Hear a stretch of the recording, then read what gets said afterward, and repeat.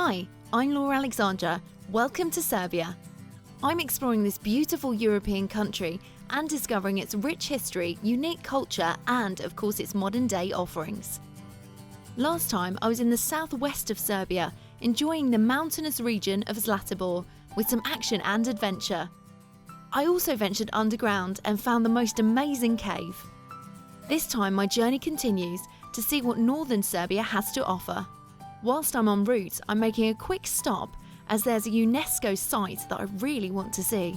Monasteries and churches not only represent the history, culture and religion of Serbia, but they also define the heart, soul and spirit of the Serbian people. I'm at Manasija Monastery, which is perhaps one of the most heavily fortified churches I've ever seen. With these walls, it's no surprise that it's one of the last monuments of Serbian medieval culture. Hi, you must be Daya. Yes, welcome to the Monastery Manasija. Thank you so much. It looks so impressive. I mean, there's a fortress, there's a church. You like it here? I love it here. Tell me a little bit about the history. Monastery Manasija is one of the most important historical monuments in Serbian medieval culture. It's, as you can see, the Serbian Orthodox Church surrounded by 11 towers. The construction of Monastery Manasija lasted 11 years from 1407 till 1418. It was during 11 years. And we have symbol of number 11 everywhere. It was during 11 years. We have 11 towers around us, and the most famous is one that's called Despot Tower. Despot Stefan Lazarević is a very important historical person, and this is his endowment. He was a great man, a great patron of art and culture, and he supported and sheltered a lot of scholars from Serbia and exiles from other countries around the Serbia who was held by Ottoman Turks. Wow, I mean, there's so much to learn about this place. I'd love to see a little bit more. Can you show me around, please? Of course. Let's go. Shall we?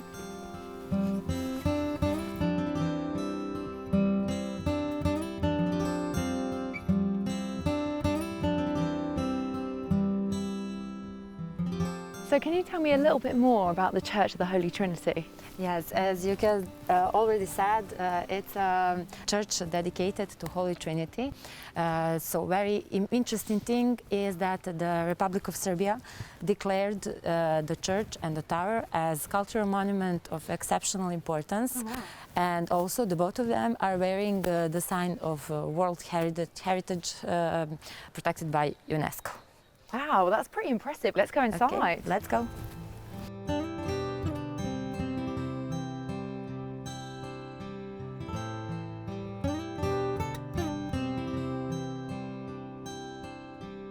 This is so impressive. Yeah, so here we are. These are the most famous frescoes from the medieval century. It is actually the frescoes that whole world had a chance to see it. These are only the rests of the frescoes. Before, during the history, these walls used to be all covered with frescoes, but after two attacks on Christianity, in first one the Turkish people, after that the communists, we managed to save only this part of frescoes. If you look about here, there is the first famous fresco. It's God's hands that holding the babies. Babies represents the clear souls of people. Next one, here on the left side, is the fresco of Despot Stefan Lazarević in its original size. And everywhere where the yellow color is, it used to be a gold, but they scratched it from the wall. And if you look forward on the left and the right side, there are 6 warriors, and it's the famous fresco that you can find on many photos from the monastery.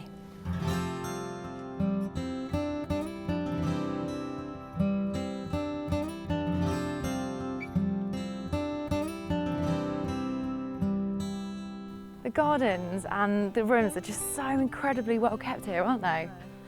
It's just absolutely beautiful. And peaceful, I would say. Yeah, really peaceful around here as well. Well, listen, Daya, thank you so much for showing me around. It's been really good. So nice to see you. It's really been a pleasure to have you here, and I hope that you will come again. I definitely will. Thank you so Yes. much, Dea. Goodbye.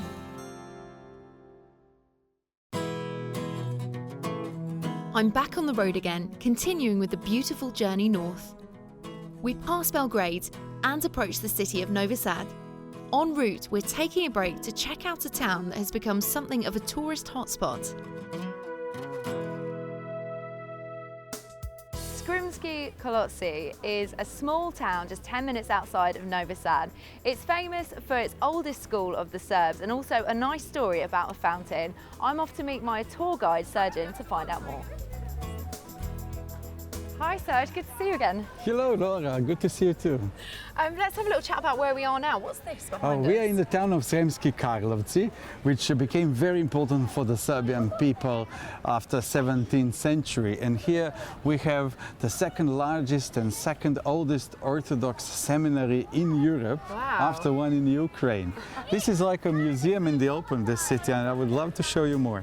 Let's go. Yeah.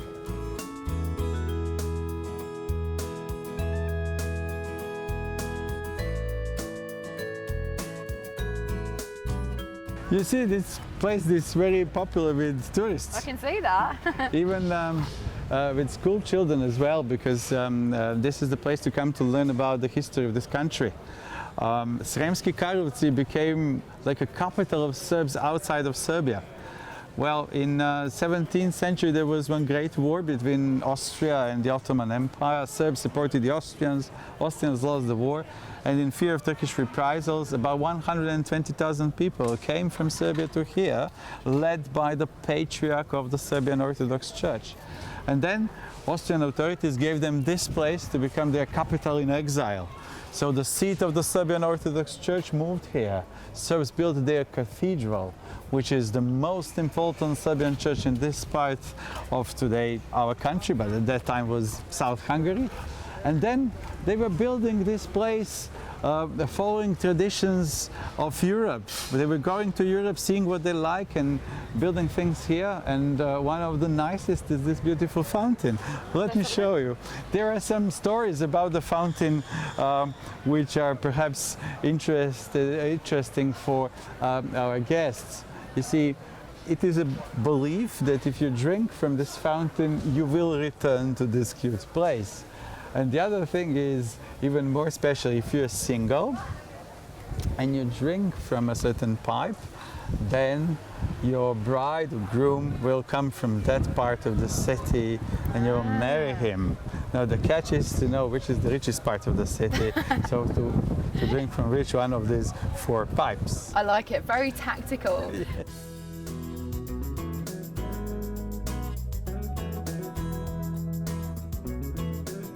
This is Branko, a pupil of the grammar school who went on to become one of the most loved Serbian poets ever. We are very proud of Branko and his poetry. And the grammar school itself is still, even though the first and the oldest one of the Serbs, is still one of the best grammar schools in the country. Long tradition and a number of great students that later on influenced the life, culture, education of this nation. And is it still open? Do people still go in there? Still open, still very active. Well, do you know what? I know we're on school grounds right now, but could we get a drink? Oh, of course, certainly. Let's go.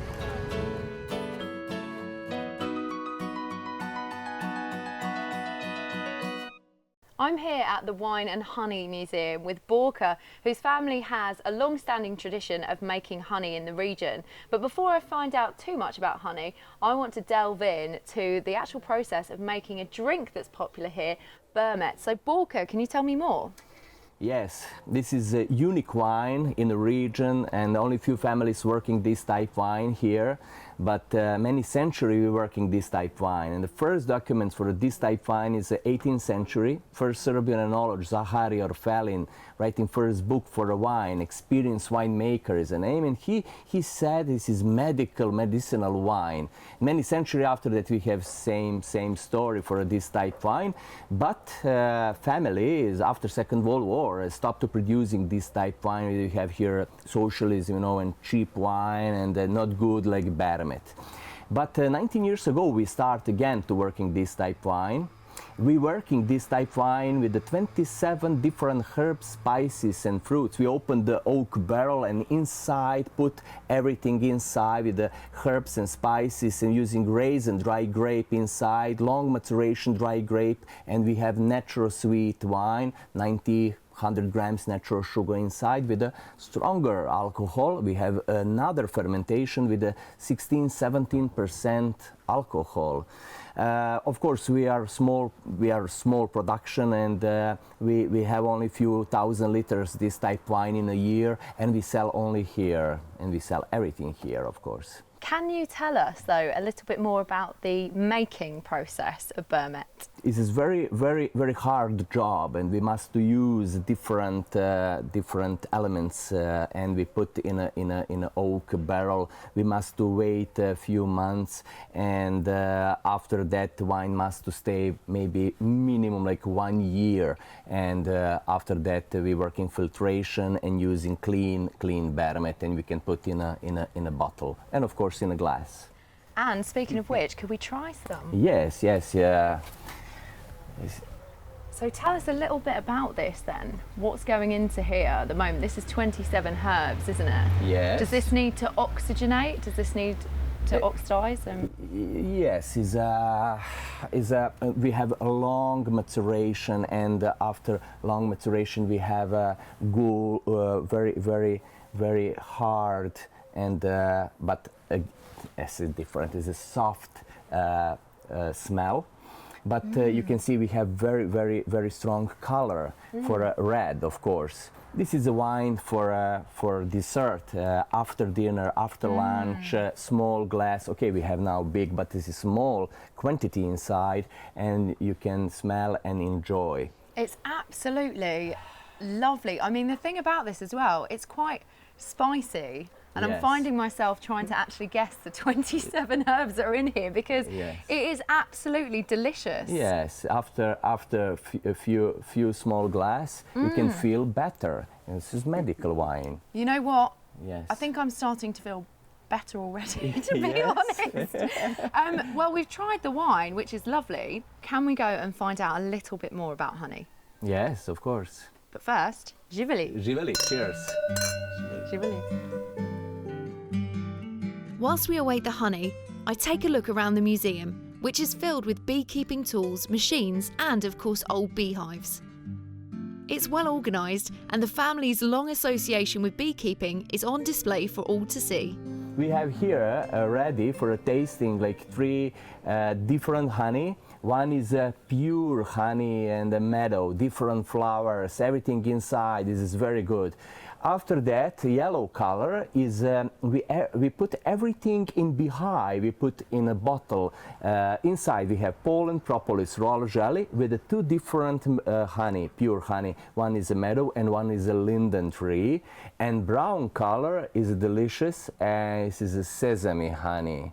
And now you can taste. Okay. Yes. So should we go for, is this pure honey first Yeah, of this all? is a pure honey, yes. Meadow honey. There you go, there's your spoon. Let's have a little taste of this. See what me and Serge actually think. This looks like sort of the normal honey that I would buy in the UK, this particular one. Yeah, but this honey working wow. That is really This sweet. is not industrial honey, you know. My father, old beekeeper, working this honey in very small quantity, and we sell only honey in this my house. That taste, that's got a really clean taste in there as well, doesn't Fantastic. Full taste. So what's this next one? Next is the apicomplex with the pollen, propolis, roller jelly. Very good for a health, for energy, for immunity system, you know, and propolis like natural antibiotic, you know, and who's producing bees worker. That is the tastiest medicine. Yes, I've one ever had. glass in a day, but a very small quantity, few times in a day is very good for health. I like that one. I really like that one. And brown color, you see, it's a sesame honey. Okay, we'll dig into this one then. What's your most popular one? Apicomplex maybe is the most popular, and sesame is the same. It's a specific, different and very nice taste, different taste, and very popular here. I really like that. Yes, I know. It's really quite a different taste. I've never tasted any honey like that, to be honest. Yes. But you can really taste the sesame in there. And the interesting thing is, it could go, I'm already thinking about where it could go. Like for me, on toast in the morning, Yes. maybe into a cake recipe. A little bread, and you can put it on a little bread, or only clean you can eat. This is for everything. I know that Serge just put his spoon back in there, but I'm going to keep on eating this because I think I'm going to actually go to the gift shop and buy myself some of this. This is my absolute favourite. Yes. I love this. Enjoy. Thank you so much, Borko. You're welcome. Filled up with wine and honey, I'm back on the road again. Sergeant is with me, and he's recommending we make another quick stop to see a monastery that is a particular favourite of his. Hey, welcome to 16th century monastery of Krušedol, which was built by the last Serbian ever medieval ruler, whose name was Maksim Branković. Great name. Yeah, he built this monastery to be a mausoleum for his family and also an assembly spot for the Serbs in this area. Inside there is some spectacular art, so let's go inside and take a look. Great.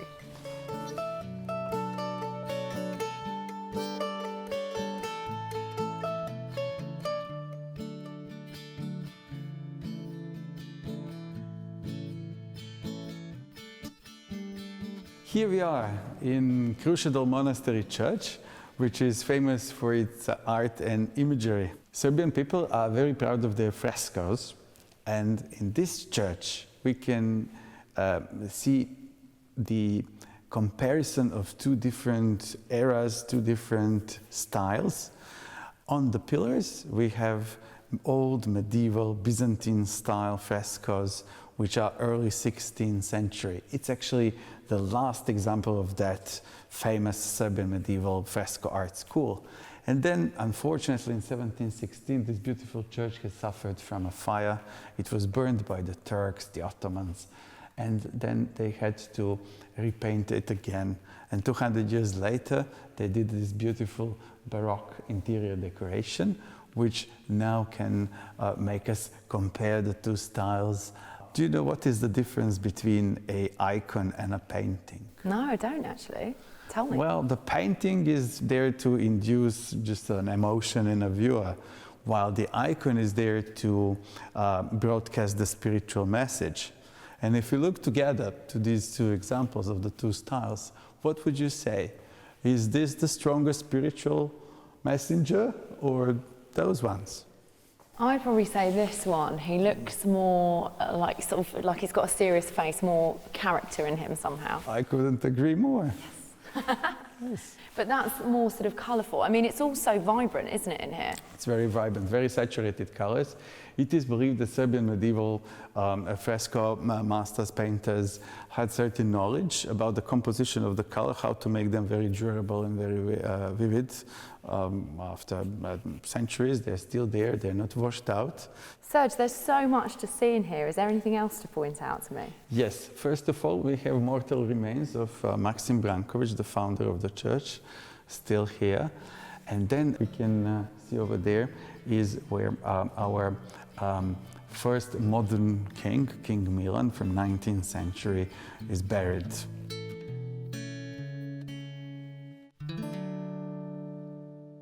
Just under 1 hour from Belgrade, and on the outskirts of Serbia's second largest city, Novi Sad, lies Fruška Gora National Park, a bird-watching paradise in the province of Vojvodina. With its vineyards and most famously its 17 monasteries, it's the perfect escape from the hustle and bustle of city life.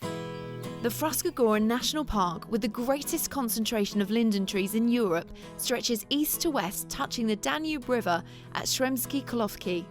It's popular with hikers, cyclists, nature lovers, and those looking for a bit of culture, but unfortunately I'll have to experience this another time. I've finally arrived in the lively university city of Novi Sad. Once here, you can't help but notice one of the prime symbols of the city, the fortress of Petrovaradin. With its monumental architecture, underground galleries and mazes of tunnels, it's certainly an impressive sight. The fortress is also home to one of the biggest music festivals in the world, the Exit Festival. This has earned global recognition for its diversity and cutting-edge music. I'm with the founder of Exit Festival here in Serbia. Dusan, thank you so much for joining me. Thank you for coming. Now tell me a little bit about the history and background of Exit Festival. Exit started as a youth movement for peace and freedom in Serbia back almost 20 years ago, and fastly we grew to one of the biggest music festivals in the world.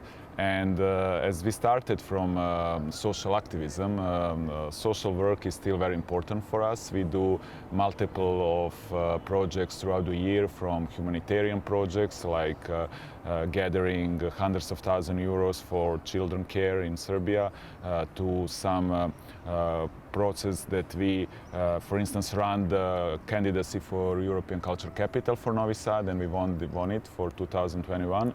So basically we are combining the best music and the best atmosphere at one of the best music festivals, and the social activism, and that is actually how it all started back in the days with the Woodstock and Summer of Love. And we are one of the few festivals that really cherish origins and how it all started. So what big names have played Exit before? We actually are also one of the artists' most loved festival. They love to come here because of the special atmosphere and a really unique place and the setting of the fortress that we are now. We had almost every big name that is out there. Like last year we had Killers, so Liam Gallagher, we had Snoop Dogg, we had Prodigy, Jamiroquai, Moby, and every big DJ in the world. I don't think that there is any big DJ in the world that didn't play Exit. From the mainstream names like Guetta, Garrix, Hardwell, and such names, to more underground names like, you know, Nina Kravitz, Richie Houghton, everybody, Solomon, everybody, really everybody. Especially in electronic music, our dance arena is known as probably one of the best electronic stages in the world. Well, listen, Dusan, it's been an absolute pleasure to chat to you. I could literally chat to you all day, but I need to explore more of your city. Yes, you should do. So thank you so much. Thank you. And I'm definitely coming to Exit Festival. See you. I'm in Serbia's second largest city, Novi Sad. It's a modern city with such a rich and varied culture that it has even won the European City of Culture Award for 2021. Hi, you must be my tour guide for Novi Sad. I'm Laura. Hello Laura, my name is Tihana. Welcome to Novi Sad, second largest city in Serbia. So we are met here in the city center in front of City Hall, where you can see that this is a multicultural, multilingual, multi-religious cities. Here on the table you can see that we are speaking 4 official languages, Hungarian, Slovakian, Ruthenians, and also in Serbian language in 2 letters. We write Cyrillic and Latin words. And there is also one more table where showing connected actually twin cities. Norwich City is also on that table. Really? Yes, this is most important building on the city square. We have a multicultural city, so here lives more than 20 nationalities, and we really live together, connect with each other. We have a Catholic Church, Orthodox Church, synagogue, Slovakian, Greek Church, Orthodox Church. So there is a lot of churches 500 meters from each other, and people go in all of these churches just to see tradition and to see the culture of the other religions. And here you can see the influence of trading period of the city from Austro-Hungarian Empire. There is a lot of influence. Well, thank you so much for telling me that. It sounds so interesting, but there's so much more to explore. Can we go and see the rest of the city? Of course. Let's go.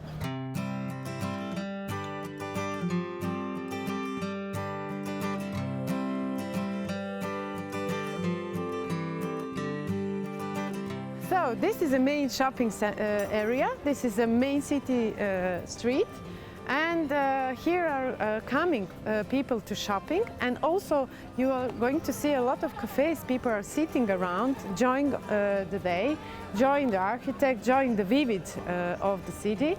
And it's also very interesting because it's in old architect style, and people can shop everything: books, clothes, shoes. Fabrics even? Yes, fabrics. How about even. art as well? Yeah, there is a lot of arts here. There is passages, which is also very interesting and specialty for city center. And that's the main, one of the main reasons Novi Sad is proclaimed as a city of culture, Europe capital of culture for 2021.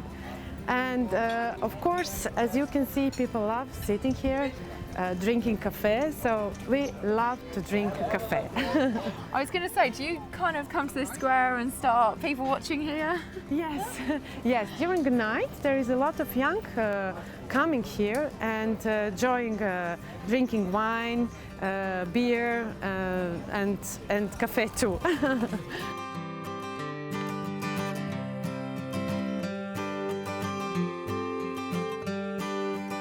It's so lovely around here. I know what you mean now about people watching. It's really tempting to do, isn't it? Yes, but people like to sit and enjoy in the day, sun, as we do. Yeah, it's Drinking lovely. coffee. Yeah. And there's so many different age groups as well I've seen around here, you know, from families playing Yes. to kind of like couples going shopping. Yes, very nice. Well, listen, let's sit back and relax, shall we? Yeah, yeah. Cheers.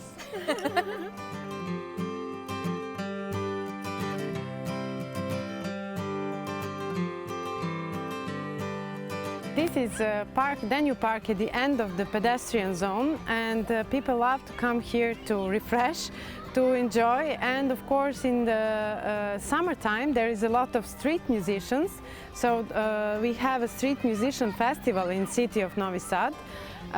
Of course there is some part of film festival, there is some also exhibitions and events held here during a year, and what is interesting that during the winter time there is an ice circle, so people go to ice skiing. Like an ice rink here on the Yeah, pond. ice rink, yeah, next to the lake. And of course, people with the children, so family comes here at the evening, so children enjoy playing and feeding the ducks in the lake. Are there any walks as well around here that we can do? Yes, of course, we can walk around the area and sit in the shadow of mostly linden woods.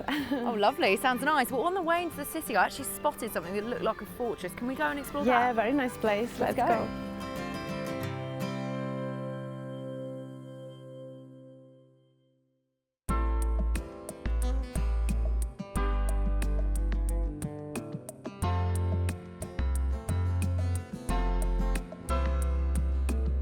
So we're here at the fortress. Yes, this is Petrovaradin Fortress, which is on the Danube River, and it is most important historical place in the city. So the Petrovaradin Fortress started building at the end of 17th century, and it was built almost 1 century till the almost end of 17th century. And the reason why it was built, that's to keep safe and peace here in Austro-Hungary, southern side of Austro-Hungarian Empire from the Ottoman Empire. Nowadays, here held a lot of festivals, such as famous Exit Festival, one of the best in whole Europe. Here come during Exit Festival more than 60 countries all over the world. They're enjoying all the stages, music, and there is also a lot of art galleries, restaurants, very nice hotel, clubs, cafes. People really like to come here to enjoy. Now, you just mentioned art galleries. Can we go and actually see some art? Yes, of course, let's go.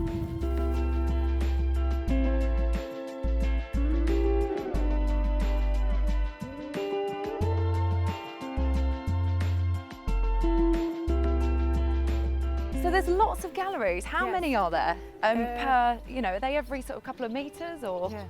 Every couple of meters there is different type of art, so people really can enjoy. What is important to say that people can go for free inside to speak with the artists, to meet with them, to chit-chat about the history of Petrovaradin Fortress, about the history of that gallerist exhibitions. Of course, they have a colony, fine art circle. So there is a lot of things happening here during a year. I love the fact that it looks like there's an artist here as well. Let's have a look in this one.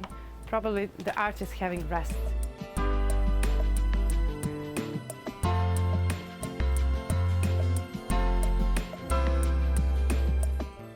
Thank you so much for showing me around Tirana. I've had such a lovely time. Wish I had longer in Novi Sad, but I'll be back. I'm waiting for you, and I hope we'll enjoy next time as this time. Definitely, thank you.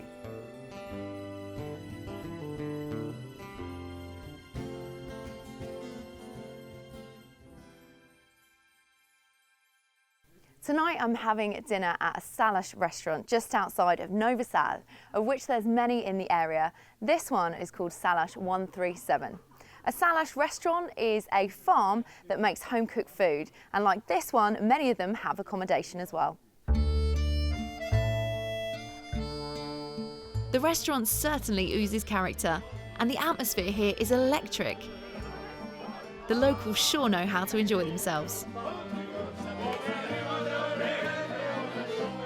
I caught up with the owner, Alexander, to find out more. Alexander, thank you so much for having us here at the Welcome. restaurant. Can you tell us a little bit more about Salash food?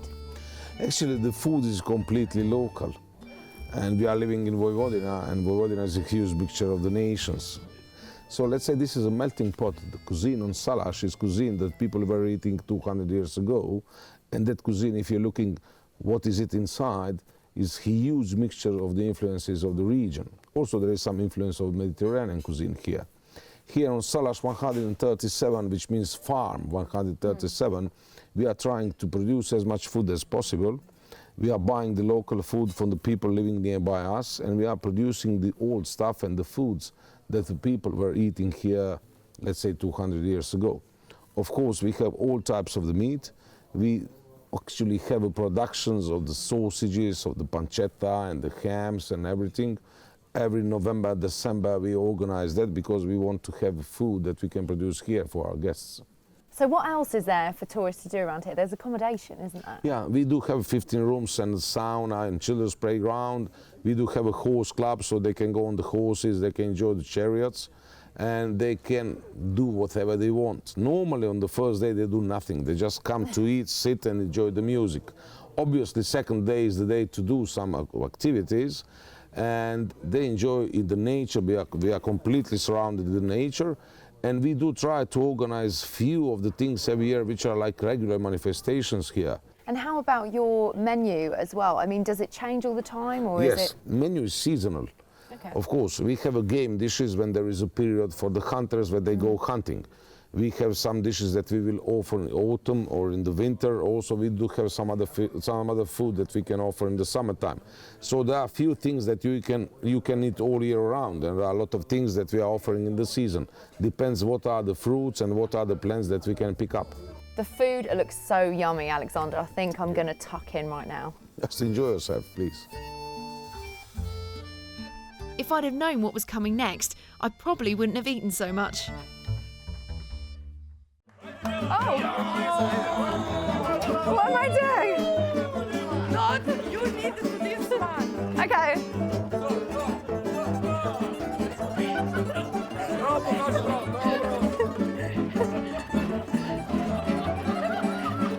I don't know what I'm doing. There's literally no order.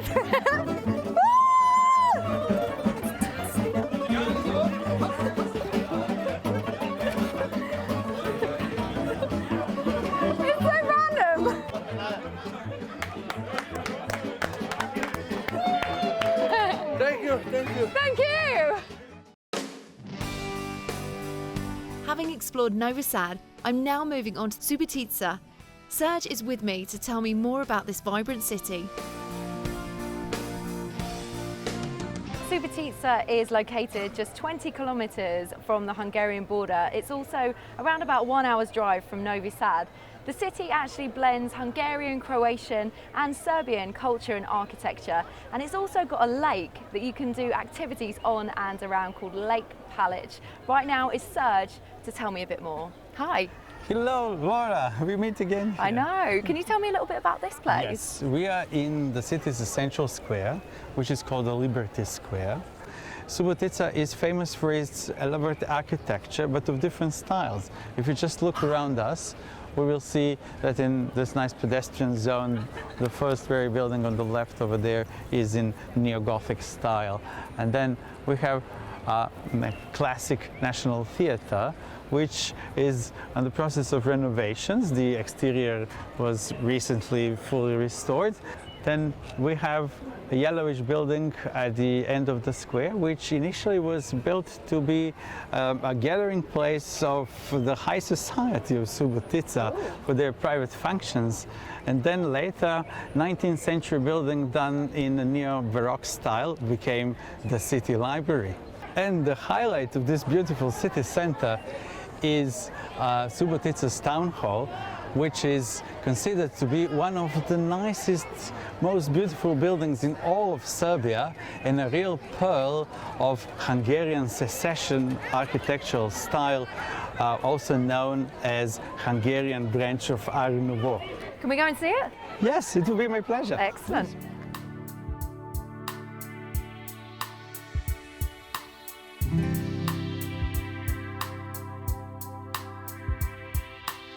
Hey, before we go in, I would love to tell you a little bit more about this massive building. Look, they built it in only 4 years, imagine. Wow. They needed 2 years to make the general construction, and then 2 more years for very beautiful inside interior decoration. Now, the style of this building, Hungarian secession, as you can see, is full of beautiful floral motifs, and we call that folklore elements and Hungarian romantic nationalism. That was the time when many nations in Europe were experiencing their awakening and strengthening of national feelings, and they were expressing that through their culture, through their art. And that's why Hungarian people decided to decorate this building in their folklore tradition and using only domestic materials that they could find in the surroundings. When it comes to interior decoration, however, even though I believe this already has been a surprise for you, what you will see inside perhaps is even going to be a step further. Let's go inside. Okay.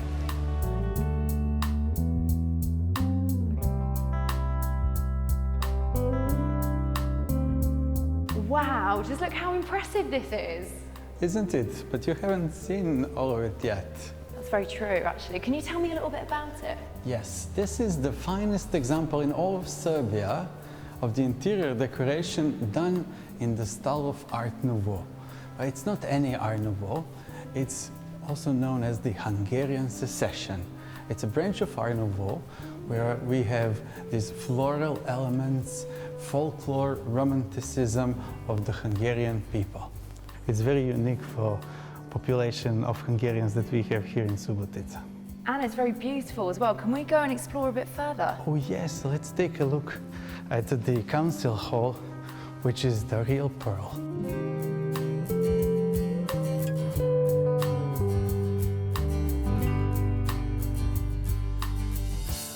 Wow. This is amazing, isn't it? Absolutely. Tell me a little bit about this. Look, we are now in so-called the Grand Hall. It's also a debating chamber for the local parliament of the city of Subotica. And look at this beautiful interior decoration. We call it a pearl of Hungarian secession. At that time, when this was built, between 1908, this was part of Hungary. Subotica was a big, strong and rich city, obviously. And the stained glass windows here have a lineage of Hungarian kings. The person who made these stained glass windows is the same one that made stained glass windows for the House of Parliament in Budapest in Hungary. So obviously the local community here could afford such a rich, lavish council hall, debating hall. Today, this is a multicultural city, multi-ethnical, multi-religious, It has a big Hungarian population still, also Serbian and Croatian. And all of them are today representing their communities in this debating chamber. And as we can see over there, we have a number of flags, not only flags of Serbia, but also flags of these local communities of the place. So we may say that politicians of Subotica have a pleasure to have their meetings in the best looking, nicest debating hall of all of Serbia. Well, Subotica has amazing architecture here, but what do people actually do in their spare time? Oh, for that, we'll need to go a little bit out of the city to the lake and its surroundings.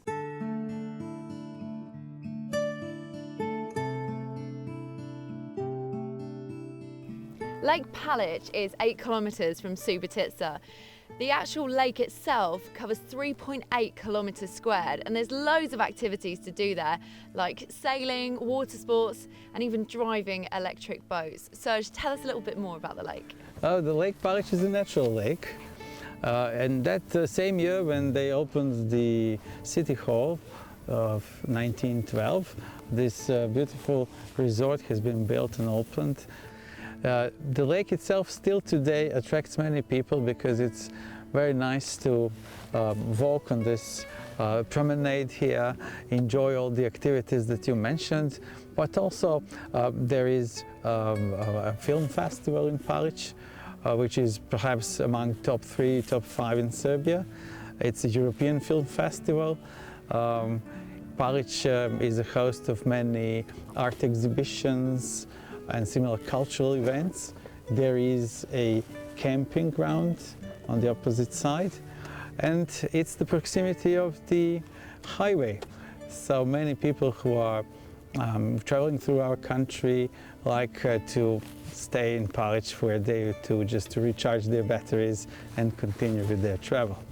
Serge, thank you so much for showing me around. It's been so much fun, and hopefully I'll see you again soon sometime. It's been a pleasure.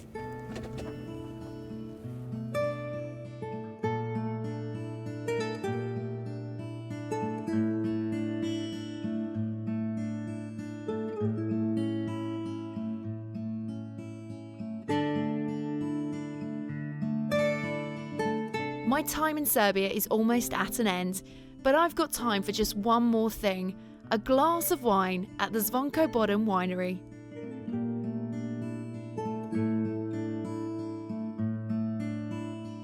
I'm here at Zvonko Bogdan Distillery, and the lovely Dragana is going to tell us a little bit more. Thank you for having me. Thank you, welcome. And firstly, can I ask who Zvonko Bogdan is? Zvonko Bogdan is one famous singer here in Serbia and also in the former Yugoslavia. He sings some old traditional folk songs typical for Vojvodina area, and he decided to have winery. So now we produce also wines. And I mean, the place is absolutely stunning. It's not like a winery that I've ever been to before. No. How big is the winery first of all? It covers a territory of 5,800 square meters. Wow. Yeah, we have about 64 hectares under the vineyards. The winery is surrounded with 17. About varieties, from white grapes we have Chardonnay, Pinot Blanc, Sauvignon Blanc, Pinot Grigio, some Muscat. From red grapes we have one local variety, which is Blue Frankovka, or Blue Frankish, or in English it's Lemberger, and also Merlot and Cabernet Franc. Do you know what? I've seen the place. It's absolutely beautiful. I've loved the story as well. Can I taste a little bit of the wine? Excellent. Do you want to taste some white first? Yeah, sure. Okay, here is Sauvignon Blanc. Typical Sauvignon Blanc with 13% of alcohol, and this is 2016 harvest. There is That's some really clean. I love that one. Yeah, Really it's tasty. really fresh, fruity. This one is cuvée of Merlot, Cabernet Franc and Lemberger, that local variety. And what kind of thing do tourists say when they come here? They must really think this is a unique experience, mustn't they? Yeah, usually they think that this is really old building, but it's completely new. So I think the production part, we finished it in 2009, so the restaurant part in 2015. So we tried to build something new, but to stay in the same style like general the buildings on Pelić Lake. So the winery is built in some that secession style, or on English it's Art Nouveau style. It's typical for Pelić and Fursu, but it's also. This red as well is so rich. Thank you, I will join you. Excellent. Well, thank you so much for showing me around here and telling me a little bit as well. And Živeli. Živeli, cheers.